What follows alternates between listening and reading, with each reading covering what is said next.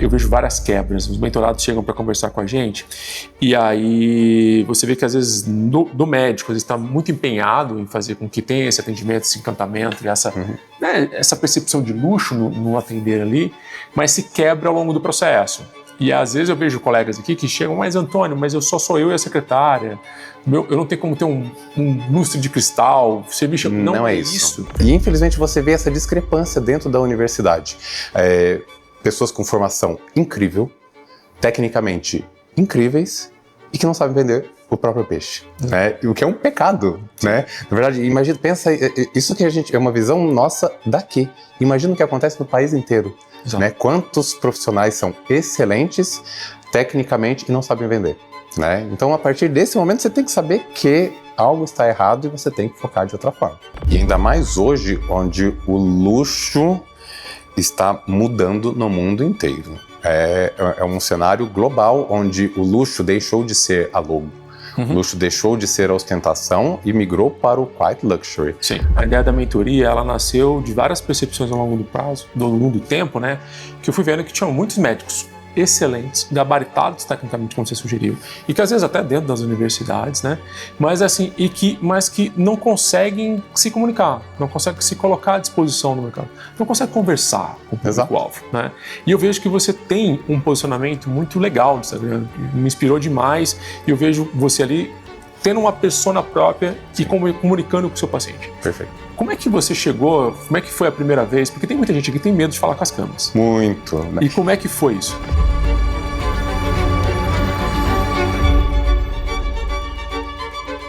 Bem-vindo ao Go Doctor Podcast. Como você sabe, toda terça-feira à noite vai um episódio novo ao ar.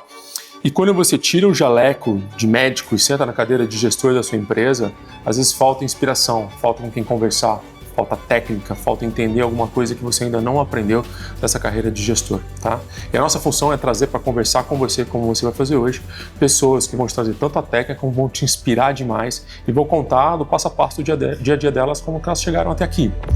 Esse é o Go Doctor Podcast, toda terça-feira. Assista o completo agora. Hoje eu tenho um prazer gigantesco de receber aqui Fernando Salgueiro, referência de face. Quando eu falo referência, eu falo de coração. Ele opera no mesmo hospital que eu vejo o resultado. Eu vejo o nariz, eu vejo a face que ele está fazendo. A gente tem a mesma formação, nós vamos contar um pouquinho disso. Bom, é um cara gigante para conversar com vocês, para vocês se inspirarem. Obrigado, viu? Imagina, um prazer estar aqui, Antônio.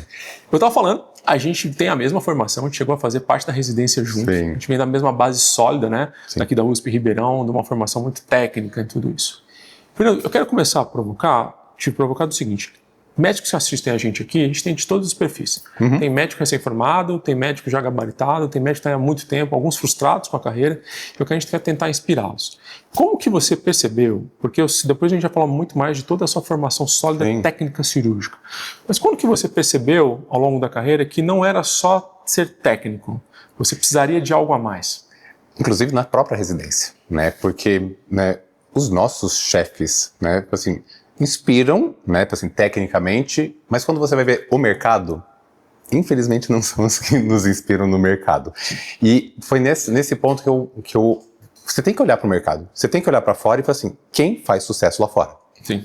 Quem faz sucesso na sua cidade, quem faz sucesso no estado, em outra cidade, e aí você para ver assim, o que eles estão fazendo, né, que os que nos inspiraram dentro da faculdade não fizeram. Exato. Então você, nesse momento, assim, justifica você ficar ultra técnico e não focar, né, no comercial, não focar no mercado, não faz sentido. Exato. Né? E infelizmente você vê essa discrepância dentro da universidade. Pessoas com formação incrível, tecnicamente incríveis e que não sabem vender o próprio peixe, né? O que é um pecado, né? Na verdade, imagina, pensa, isso que a gente é uma visão nossa daqui. Imagina o que acontece no país inteiro, né? Quantos profissionais são excelentes tecnicamente e não sabem vender, né? Então, a partir desse momento, você tem que saber que algo está errado e você tem que focar de outra forma. A ideia do Go Doctor nasceu exatamente disso, tá? A ideia da mentoria, ela nasceu de várias percepções ao longo do prazo, ao longo do tempo, né? Que eu fui vendo que tinham muitos médicos excelentes, gabaritados tecnicamente, como você sugeriu, e que às vezes até dentro das universidades, né? Mas assim, mas que não conseguem se comunicar, não conseguem se colocar à disposição no mercado, não conseguem conversar com o público-alvo, né? E eu vejo que você tem um posicionamento muito legal no Instagram, me inspirou demais, e eu vejo você ali tendo uma persona própria e comunicando com o seu paciente. Perfeito. Como é que você chegou, como é que foi a primeira vez? Porque tem muita gente aqui que tem medo de falar com as câmeras. Muito. Né? E como é que foi isso? Primeiro que assim, você também, né? Mas a gente viu o Instagram e as redes sociais praticamente nascerem e entrar nesse mercado. Tanto que eu acho que eu fui um dos primeiros a colocar o Instagram, né, como médico, né? E muita gente criticou no início, né? Como se fosse um crime. Sim. No começo, eu tentei ser muito técnico, até porque a gente tem formação técnica. E aí você vê que assim, eu não estou falando para outro médico. Não é um congresso. Exato. Você está falando para o público. Sim. Então, isso não significa que você precisa baixar o nível. Isso não significa que você precisa usar uma linguagem pobre. Muito pelo contrário, o público quer uma linguagem técnica, mas acessível. Então você começa... E quanto mais você fala, quanto mais você vai treinando, e Instagram ou outras redes sociais, é treinamento. É tentativa e erro o tempo todo. E quanto mais você fala, quanto mais você elabora, mais você vai ficando expert no negócio. Sim. No começo eu odiava ouvir a minha voz. Assim, eu gravava, assim, meu Deus, a minha voz é assim.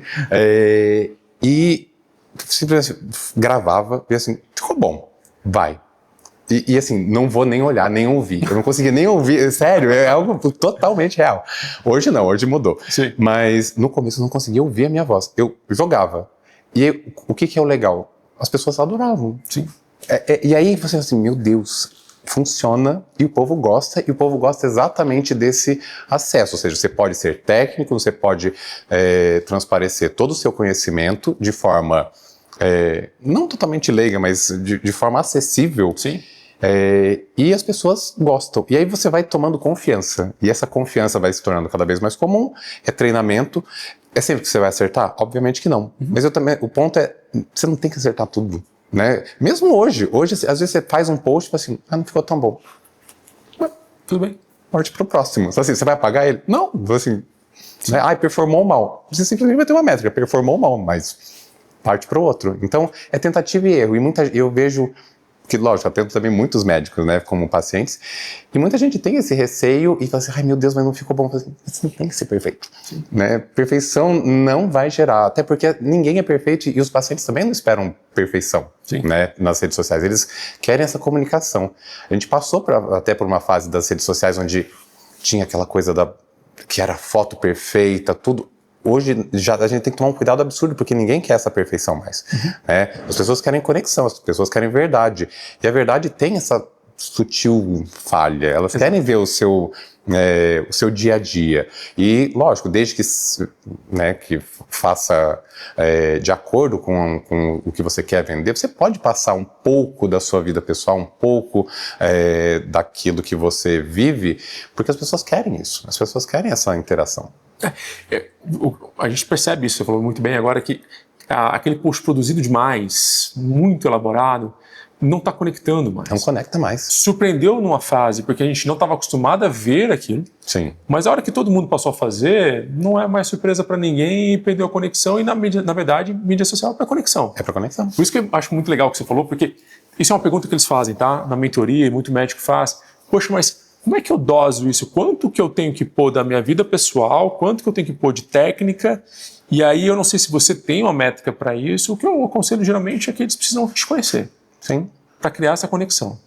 E aí, te conhecendo, essa conexão começa a acontecer lá na mídia social. Eles vão querer o próximo passo fazer o quê? Sentar na sua frente. Exato. Como que você faz hoje nas suas mídias sociais, Fernando? Você tem alguma metodologia, alguma coisa, uma programação semanal? Como é que você faz para ter uma cadência de posts ou já está muito no...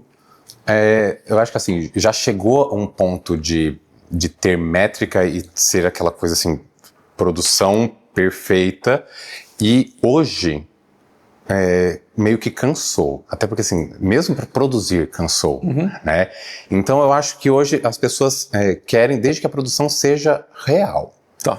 Então, assim, antes ficava aquela coisa assim, nossa, eu preciso produzir, eu preciso fazer. Às vezes não combina mesmo com a sua vida, né? E tem fases assim, que nossa, eu tô cansado, não quero. E as pessoas não perdem essa conexão. O que eu gosto muito de manter os stories sempre, então os stories mantêm uma continuidade e tem que ter um mínimo de produção mensal, né? Assim, hoje, agora com a liberação do antes e depois, desde que não seja, né, totalmente comercial, e ainda mais para face, que é difícil, mais difícil, né, para cirurgia corporal, né, de você colocar esse tipo de postagem, mas para face modificou muito. Então, você está cansado de postar alguma coisa, até porque hoje você tem conhecimento de tudo, todo mundo está postando a mesma coisa. Então aí você posta um caso ou outro, então você acaba quebrando, né? Então eu acho que ter um post técnico é legal, ter um post de antes e depois agora, né, lógico, dentro da medida é legal, mas eu não fico mais com uma métrica rígida de colocar. Não, né? Mais constância. Constância sempre. Não, constância é fundamental. Tá. Né? Mas, assim, eu sinto que realmente hoje o povo meio que cansou, então não tente também produzir, eu tenho que produzir. Ok, vou sentar na frente, assim, vou chamar a produtora, vou fazer, né, tantos vídeos e vou lançar toda segunda. Ninguém mais quer isso, assim, essa coisa super rígida. As pessoas querem conteúdo bom, né? E hoje, por exemplo, no caso da plástica, assim, todo mundo já ouviu falar da pálpebra, todo mundo ouviu falar. Então, assim, eles querem algo diferente. Sim. Então, para postar a mesma coisa, não dá. Então, assim, você tem que saber algum gancho do que está acontecendo na atualidade, uma celebridade. No meu Instagram, o que funcionou muito também, o que deu um boom, foi comentar as celebridades, principalmente as internacionais, né? Porque todo mundo faz algum procedimento, ou exagerado, errado, né, ou correto, e isso trouxe uma visibilidade muito grande, né? Então, aí aquela coisa, nossa, tá amassante, você tem que sentir como o mundo está, assim, seguindo, né? Eu já mudei várias vezes o perfil do Instagram, então não precisa ser aquela coisa rígida. No começo eu pensei, nossa, precisa ter um tipo de cor, um tipo disso, assim, aí fica bonitinho, mas aí perde engajamento. Sim. Então, hoje as pessoas querem verdade, não precisa mais ser aquela coisa congeladinha, né, tá assim, super certa. Você tem que avaliar a métrica, ou seja, nossa, isso daqui, por exemplo, celebridade, deu certo. Repete, faz de novo, né? Lógico, tomar um cuidado para não ficar uma atrás da outra. Então, esse mesclar, esse saber, né, entre o técnico, a celebridade, né, o que está passando na atualidade agora, eu acho que isso é muito, muito legal. E agora também a questão do antes e depois. Você tem uma característica que eu gosto muito, você é muito elegante nas suas postagens. Porque às vezes sai uma celebridade lá no red carpet lá e todo mundo vai falar dela. Mas você tem uma abordagem que eu gosto muito. Tem uma abordagem, como eu falei, elegante, clean, não é uma coisa exagerada, não é apelativa. Isso é direcionado pelo público que você tem? Eu sei que é muito você também, mas está alinhado com a linguagem, com o público que você conversa? Exato. Assim, sou eu. Eu acho que isso também é super importante. As pessoas querem verdade. Então, não que você não possa criar uma persona, né? Eu acho que isso é importante.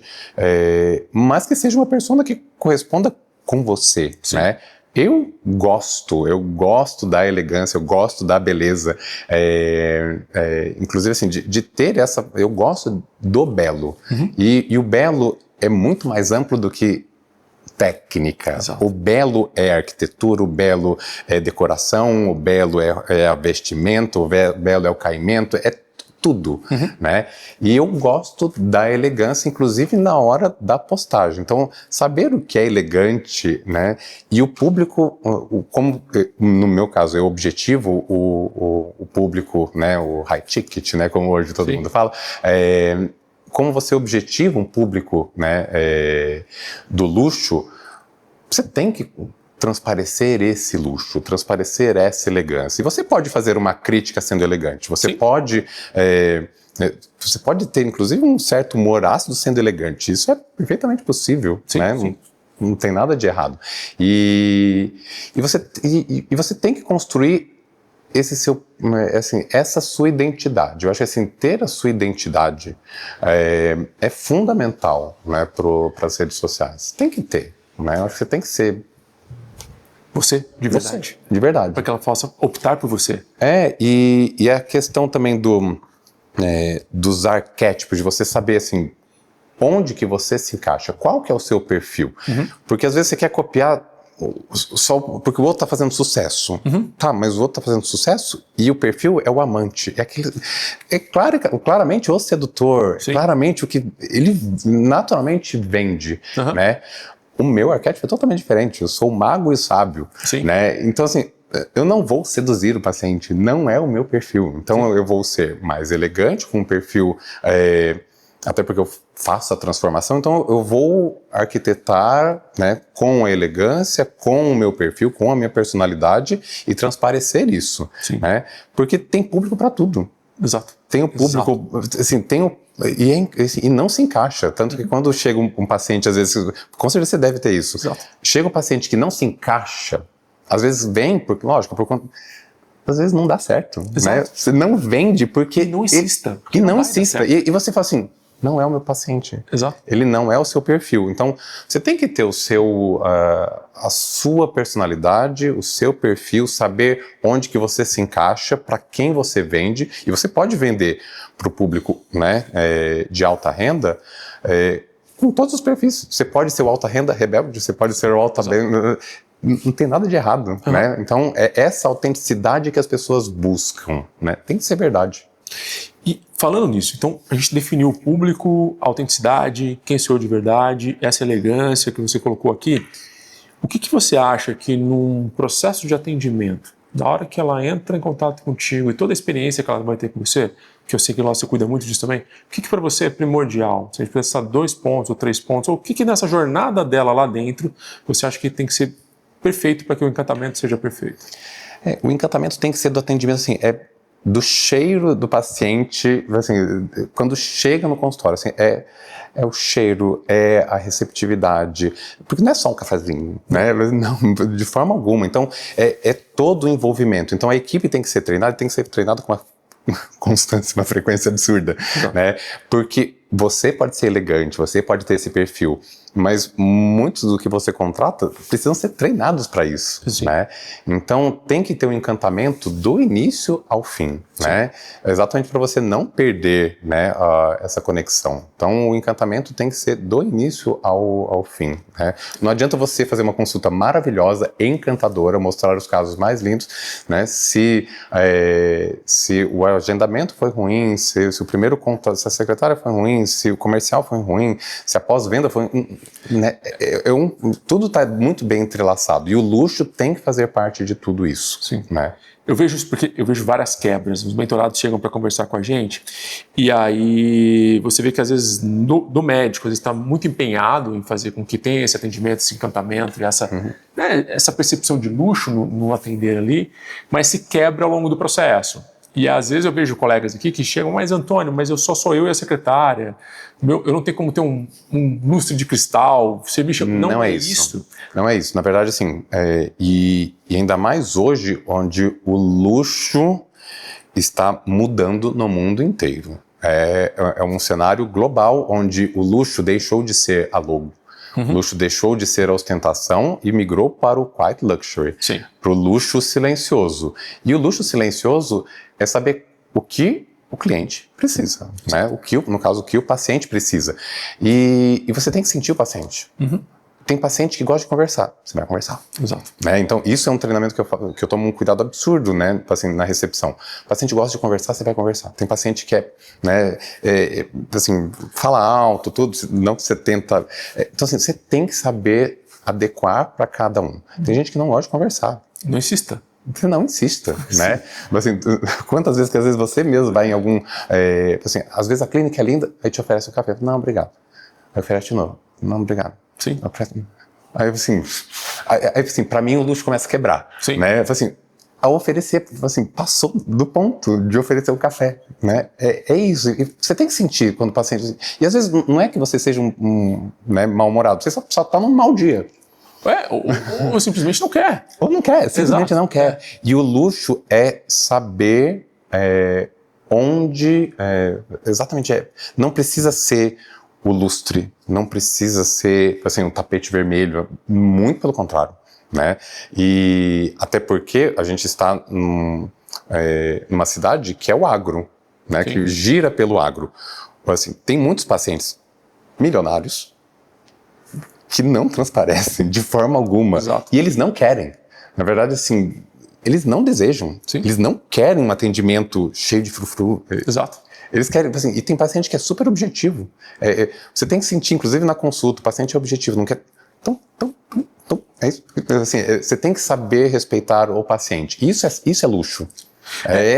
O luxo não é o exagero. Eu concordo com você, plenamente. Eu acho que o que você está falando, o que a gente fala é o espelhamento. Como que você é, eu vou me espelhar no modo que você quer que eu conduza isso e crio esse rapport de maneira muito mais fácil. Sim. Porque agora eu estou conduzindo da maneira que você está pedindo que você quer ser atendido. Sim. E o luxo, às vezes, vem na antecipação dessas suas necessidades, dessa percepção que vem antes do que sinais, signos, vasos e dourados espalhados pela... Exato. E uma coisa que eu também tomo cuidado com a equipe, porque às vezes, assim, lógico, você treina cada uma para ter uma função principal, mas às vezes o paciente vai direcionar uma demanda, por exemplo, também instrumentador, o paciente pós-operatório, ela foi lá conversar, assim, eu preciso de tal coisa. Não é a sua função, não interessa não interessa se é essa função. Exato. Você vai pegar o celular na mesma hora, eu já vou entrar em contato com a funcionária responsável e ela, assim, tem que ser imediato. E isso, essa é a atenção. Exato. É essa atenção que você quer, né? E às vezes não é muito. Assim, é uma demanda, às vezes uma demanda pequena e esse cuidado sutil é que é o luxo. Que na verdade, eu quero que o cliente quer que o problema dele seja resolvido. Não porque... Eu tenho um exemplo que eu cito muito, já deve ter estado aqui no podcast. De uma vez, a gente tinha uma moça recém-contratada, né? E uma paciente mandou uma mensagem no WhatsApp. Olha, o meu sutiã sujou. E eu preciso de outro sutiã. E a mensagem de volta que ela deu foi assim, a loja é no endereço tal.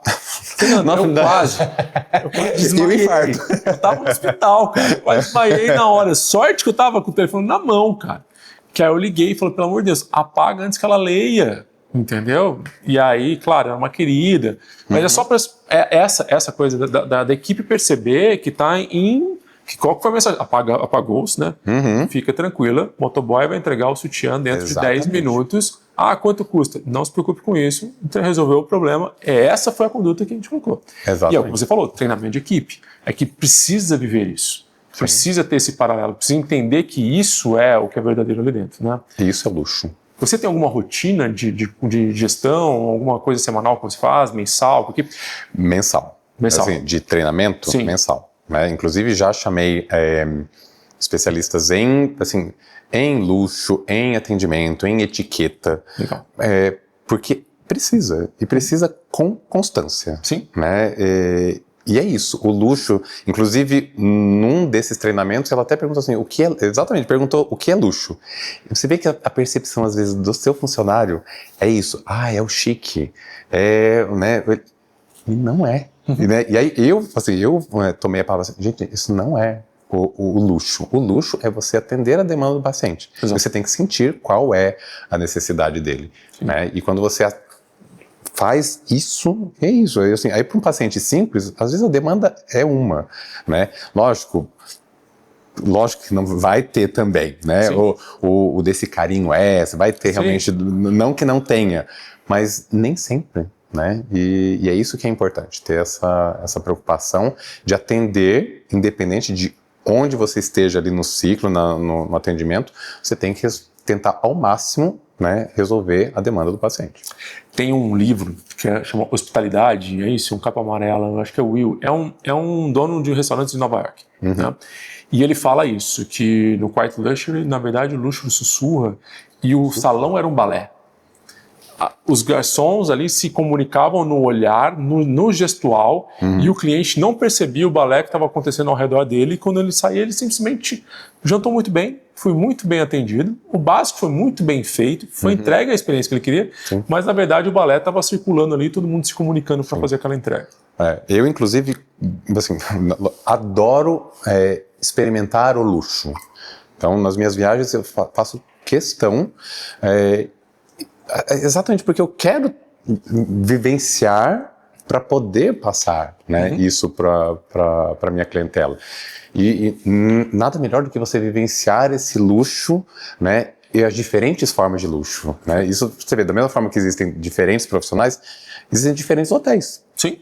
Né? E cada hotel com a sua perspectiva, o seu diferencial, entregando luxos diferentes, demandas diferentes e de forma perfeita. Exato. Então, e eu adoro isso, porque é silencioso. Então, assim, o mais silencioso é o mais gostoso. Sim. Aquela coisa assim, você chegou e tá tudo impecável e tomou aquele cuidado a mais, né? E eu sempre também aviso as meninas, sempre tente fazer assim, se permitir, óbvio, né? Se o paciente, né, permitir, sempre faça alguma coisinha a mais. Exato. Esse coisinha a mais é sempre gostoso. No caso da cirurgia, eu também sempre gosto de entregar um plus a mais. Porque assim, eu fiz isso daqui a mais. Exato. Esse cuidado faz um diferencial absurdo. Né? A gente estava com o Ferreirinha, né? O Ferreirinha, que é um dos maiores nomes do mercado da consultoria de luxo que tem no país, lá em Paris esse ano, numa imersão sobre isso. E uma das coisas que ele mais falava é isso que você está falando agora. Faça o extra mile, faça o a mais, o over delivery, entrega algo a mais. Surpreenda nessa dedicação a mais que você está colocando ali, que é aí que você vai ganhar a percepção de que realmente você tem um serviço diferente do que tem no mercado. Exato. E tem que tomar cuidado também com os excessos. Né, é esse plus, mas você tem que saber assim, é sutil. Sutil. Muito sutil, porque se você fizer, isso eu tomo muito cuidado com o follow-up dos pacientes. Você tem que saber, tem paciente que gosta de um follow-up, né, mais próximo, mas você tem que saber, assim, as meninas têm que saber, olha, até onde você pode ir. Sim. Né? Sentiu que foi mais seco, né? Encerra. Então você tem que saber entregar, mas tem que saber a hora de parar. Perfeito, perfeito, perfeito. Deixa eu mudar um pouquinho aqui, que eu quero saber um pouco mais, porque a gente tem a mesma formação, como a gente falou aqui no começo, e eu fui para corporal e você foi para face e nariz. Sim. Né? Como que é essa decisão de... Como é que é essa hora que você decidiu, não, eu vou nichar o meu mercado, vou falar mais para esse paciente? Foi só por uma questão técnica de gostar de execução, visão de mercado? Como é que você fez isso? Lógico, assim, a gente não tinha toda a visão que tem hoje. Hoje, olhando para trás... Mas eu sempre gostei da face. Então, assim, já tem um fator, né? Eu sempre gostei da face, do nariz, porque ela é milimétrica. Então, como eu sou perfeccionista, na verdade, assim, todo plástico acaba sendo perfeccionista, mas a face é milimétrica. Exato. Então, a diferença de milímetros faz uma diferença gritante. Então, eu gosto da delicadeza, eu gosto dessa nuance. Então, sempre gostei. Só que na residência eu ouvia, imagina, você tem que fazer de tudo, e quando você ficar mais velho, você vai fazer face. E assim, né, era o que você ouvia, era o que você ouvia nos congressos, parecia que era uma verdade absoluta. Sim. E a formação é global, né? E aí, um dos pontos que me chamou a atenção foi assim, gente, a ortopedia já é totalmente fragmentada. Exato. Você tem um especialista do joelho, do tornozelo, da mão, né? E é algo óbvio, né? Porque são estruturas diferentes, por mais que seja osso e articulação, ainda assim são áreas diferentes. E eu falei assim, vou segmentar na face. Porque uma coisa que eu senti, assim, eu estava entregando uma qualidade muito grande, né, no corpo inteiro e... por exemplo, no caso de uma prótese de mama, você entrega uma qualidade absurda, uma nuance, um refinamento, e você está cobrando a mesma coisa que aquele que está entregando, né? Aquele ponto que foi feito de qualquer forma. Porque o paciente não sente essa nuance. Então, nesse ponto, você até gosto de fazer algumas cirurgias corporais, mas assim, não, eu vou segmentar porque eu sei que eu entrego um resultado melhor. Né? Assim, na face, né? Que os outros colegas... Muitos colegas têm medo da face. Sim. Exatamente porque você não esconde. Então, assim, uma prótese de mama, vocês assim, nossa, tá inchada, ou houve algum problema, tá torto, né? Tá assim. Exato. Só você e ela que sabe. Exato, ninguém mais sabe. A face não. Então tem o fator do desafio, né? Que eu sempre gostei. E eu adoro também um desafio. Então, tinha essa sombra, falou assim, nossa, você não pode ser, imagina, ninguém vive só de face. Sim. Né? E aí, assim, aí é gostoso você ser o primeiro a quebrar, né? Aí quando você começa a quebrar a primeira barreira, Aí você gosta mais ainda, né? Aí tava só no nariz, né? Aí você vai tendo que seguir também o mercado. Então, primeiro comecei mais com o nariz, depois vieram a onda dos minimamente invasivos, né? Mas eu sempre gostei muito mais da cirurgia de face. Sim. E agora, você vê como o mercado mudou muito rápido, né? Sim. Você vê que teve a onda dos minimamente invasivos, agora, depois dos excessos, né, migrou, inclusive com o desenvolvimento maior das cirurgias agora minimamente invasivas da face. Então agora a face está em alta, né? Só que eu já estou segmentado há 6 anos. Então, e é uma coisa que é legal as pessoas, não que seja fácil, mas tentar antever o mercado, né? E é um grande erro da maioria dos médicos. A gente fica focado no congresso, numa visão, né, profissional. Então você tem uma visão estreita e você tem que ter uma visão muito mais ampla. Você tem que ter uma visão de microeconomia, ver o que está acontecendo, qual que é a tendência, você tem que perceber, né, para onde o mundo está direcionando, né? E isso vai te fazer também guiar, né? E então assim, a segmentação veio primeiro por gostar, né, por querer, né, romper e realmente tentar, assim, de desafio. E como você vê que assim, funciona, dá certo, né? Hoje você vê muitos colegas já começando a sair, já tentando segmentar. E é uma questão de tempo para a residência começar a se segmentar nesse sentido. Lá dentro, né? Eu acho que assim, já está até atrasada, né? Eu acho que é uma questão de necessidade, porque a demanda é diferente. Então você tem que ter uma subespecialização só na face, né? Só em mama, só em contorno. Imagina, o desenvolvimento é muito grande e muito rápido hoje. Não, eu fiz fellow de craniofacial, fiz 1 ano de craniofacial. Cheguei a trabalhar com lábio leporino, essas coisas. Mas abandonei face com muita dor no coração. Adoro operar nariz, adoro. Porque eu tive essa percepção. A minha entrega em mama é muito superior a minha entrega em face. Então, nada mais natural do que... E não tem nada de errado. Então, assim, exato, você tem que saber onde que você vai saber entregar, tem que saber, lógico, a questão do mercado, e é fundamental, né? Não, e o mercado, eu acho super importante que você falou, porque o que a gente bate muito aqui é que somos uma empresa. Uma empresa, pessoas, processo e produto. Você tem que ter o produto, ouvir quem quer comprar o produto. Quando a gente fala em ouvir o mercado, não é tendência da moda. Não, mas o meu consumidor hoje, uma mulher hoje de 50 anos é diferente da mulher de 50 anos de 1985. Totalmente diferente. A demanda dela é outra. O que ela quer é um outro resultado. A mulher hoje, ela tem um corpo que minha mãe não tinha aos 20. Entendeu? Exatamente. E aí é ouvir essa pessoa, é isso que você faz. Então, ouvir essa pessoa para entender o que você está buscando. É um minimamente invasivo? E aí que eu vou chegar lá, quero te perguntar mais sobre isso. A cirurgia videoendoscópica, você acha que foi uma mudança de chave, se tornar minimamente invasiva, talvez uma cirurgia menor ou que vai mais profunda? Onde que você vê que ela está mudando o jogo da cirurgia de face e está despertando o interesse até dos plásticos mais em face hoje em dia? Houve, assim, a endoscopia é até antiga, né? Assim, surgiu... Casagrande. Exato, surgiu na década de 90, mas com um descolamento menor, com uma abordagem menor, e aí saíram alguns estudos mostrando que a durabilidade era pequena, mas com as técnicas, né, iniciais. Aí veio o deep plane, né, com uma abordagem mais profunda, só que o problema do deep plane é o tratamento mais inferior. Você acabava não tratando tão bem o terço superior e a porção superior do terço médio da face. E com a videoendoscopia agora em plano profundo, né? Ou seja, você veio com a técnica do deep plane, somou-se agora a endoscopia entrando em plano profundo. Com isso você consegue, né, as incisões, né, escondidas dentro do couro cabeludo, e um descolamento, hoje a gente libera ligamentos cigomáticos, ligamentos pré-massetéricos pelo vídeo. Você deixa só o ramo do ramo frontal do facial esqueletizado, e você consegue liberar e subir toda a face.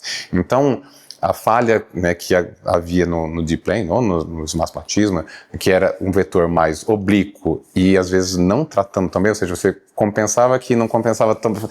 Exato, a prateleira, o empapuçadinho, a endoscopia, ela corrige. Então você sobe o supercílio, você corrige, libera, né, os ligamentos laterais da órbita e você eleva o malar, né, de forma muito mais elegante, reduzindo essa distância pálpebro-malar. Então o paciente fica mais elegante. E isso trouxe também para paciente jovem, né, que é uma demanda, que era uma paciente que estava sendo maltratada. Ela começou a ser tratada com os minimamente invasivos, mas os excessos dos minimamente invasivos trouxeram meio que um medo. Sim. Só que ela quer um resultado elegante, mas não quer mais o excesso, não quer mais o volume. Sim. Né? E a videoendoscopia entrou exatamente num gap que era um paciente não tratado. Era paciente jovem, às vezes uma paciente de 40 anos, 45, que ela falou assim, não vou fazer um lifting de face, mas também não quero preencher. Exato. Aí, Ou seja, você tem um gap. Então, meu Deus, olha o mercado. Ou seja, você encontrou um público, né, para a cirurgia. Então, uma cirurgia que foi revisitada, mudou o plano, né, encontrou um público novo. Sim. E um público que hoje é um público muito bem tratado. Né? É uma paciente que já chega com uma face mais elegante, ela quer manter essa elegância, tanto jovem quanto mais velha. Sim. Então, é isso, a videoendoscopia entrou para o paciente jovem e também para o paciente mais velho, lógico, aí complementando com a abordagem do deep plane inferior, e que fica muito mais elegante, o resultado fica infinitamente mais bonito. Então o deep plane endoscópico hoje é a tendência, não é à toa que está todo mundo agora correndo atrás para ganhar esse tipo de treinamento. Assim, ela está sentada ali, tá? Minha esposa, nós vamos cortar esse pedaço do podcast, tá? Tomara que ela não tenha ouvido, porque o público-alvo está sentado ali. Tá? Depois a gente conversa, tá bom? Mas o que eu queria entender de você, uma visão artística agora, tudo isso que você está falando, porque quando você falou um pouquinho do minimamente invasivo e fomos para os excessos, né? Você acha que a cirurgia de nariz, a cirurgia de face, ela é artista dependente? Está na visão do executor até onde ir? Até o minimamente invasivo um pouco disso também? Como Sim. é que você se pauta? Como é que você se olha nisso? Olha, é dependente, é artista dependente. E a beleza, o senso artístico, ele é construído. Tá. Quanto mais beleza você vê, quanto mais senso estético você vê de uma maneira global, mais você sabe identificar o belo. E é algo que eu ganhei, né? Porque quando você pega um livro-texto, você tem medidas. 5 quintos, 3 terços, proporções, que, lógico, são muito úteis, mas a face é muito mais complexa do que essa simples divisão. Porque você tem uma nuance muito grande, ainda mais no Brasil, que é um país extremamente miscigenado. Exato.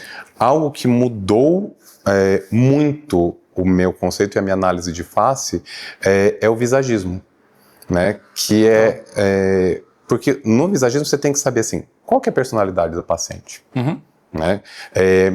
Isso vai impactar, né? Por exemplo, uma mulher que é assim, altiva, uma personalidade muito mais exuberante, cabe uma sobrancelha arqueada. Sim. Uma paciente delicada, assim, meiga, não Sim. cabe. Assim, ok, aí você vai ver no livro texto que o certo é ter aquele arqueamento. Será? É para toda? Não, não é. Né? Então, você tem que saber personalidade, você tem que ler a face do paciente. Então, quais características femininas e masculinas da face? Porque todos carregam características femininas e masculinas. Uma fronte reta é masculina, uma fronte arredondada é feminina, uma sobrancelha reta é masculina. A gente sabe assim, um olho mais reto é masculino, um olho mais amendoado é feminino, um nariz mais delicado é feminino. Então você tem o que é feminino e o que é masculino. O legal é quando você avalia uma face, todo mundo tem, né, um ponto ou outro feminino e masculino. E é fundamental para a beleza que você tenha 1 ou 2 pontos do sexo oposto. Isso traz o exótico.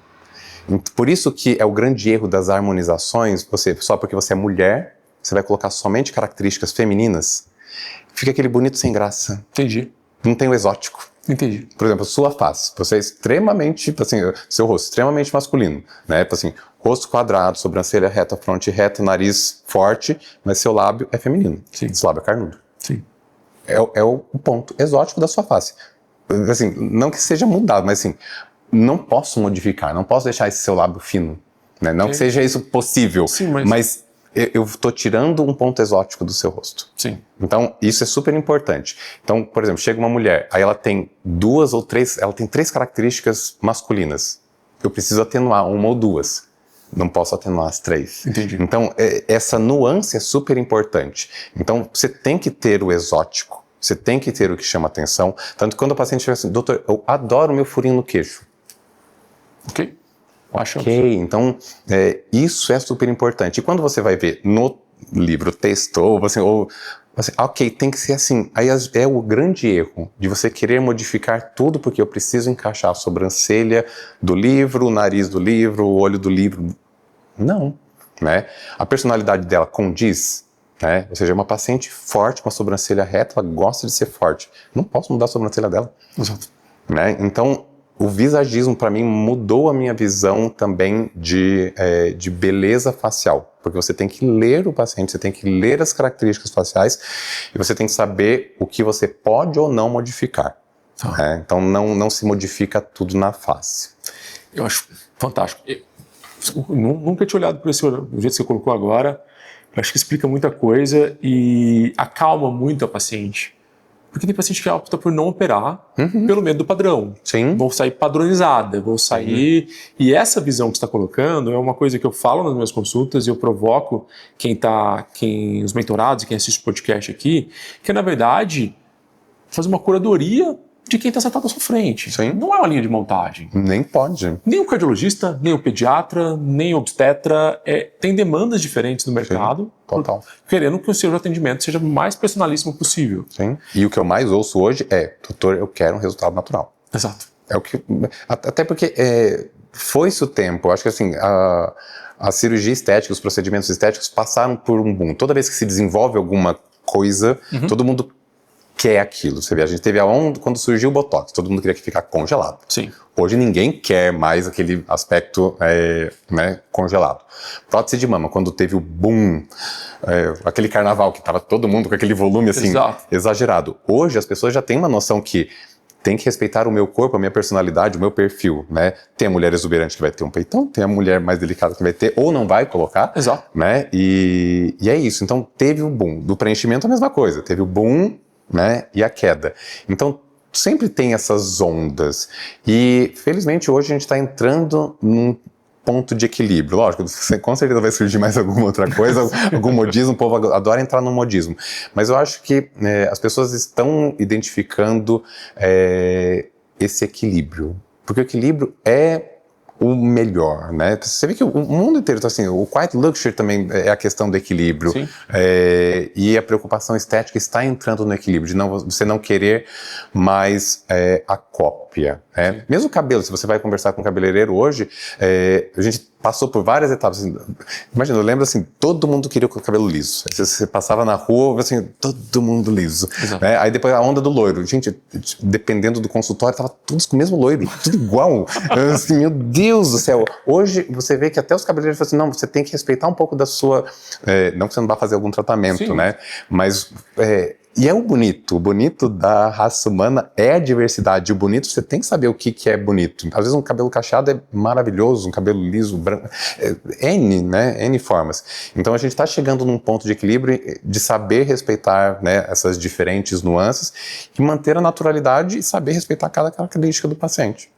Cara, eu acho que é isso. Fantástico. Bom, obrigado. Se deixasse, a gente ficava aqui conversando muito tempo. Eu acho que a gente falou de tudo e eu acho que amarrando com essa parte de saber respeitar o paciente, as nuances, o equilíbrio, tudo que você falou agora, eu acho que é a mensagem que quem está em casa aqui precisa levar para colocar na clínica na segunda-feira. Perfeito. Obrigado por ter vindo. Imagina, foi um prazer te receber aqui. Obrigado mesmo. Pessoal, esse foi o Go Doctor Podcast. Como vocês sabem, toda terça-feira a gente está aqui às 6 horas da tarde, o episódio novo vai ao ar. A ideia é fazer isso que a gente fez agora. Poxa, uma conversa enriquecedora, eu tenho certeza que você está tocado também. E se você se motivou, compartilha esse vídeo, manda para um amigo, manda para alguém, dá um like aqui embaixo, segue a gente que toda terça-feira tem mais conteúdo como esse por aqui, tá ok? Estou aqui para te ajudar na hora de você assumir as regras da sua empresa, se tornar um verdadeiro gestor da sua clínica e ter o sucesso que você merece. Go Doctor Podcast, toda terça-feira.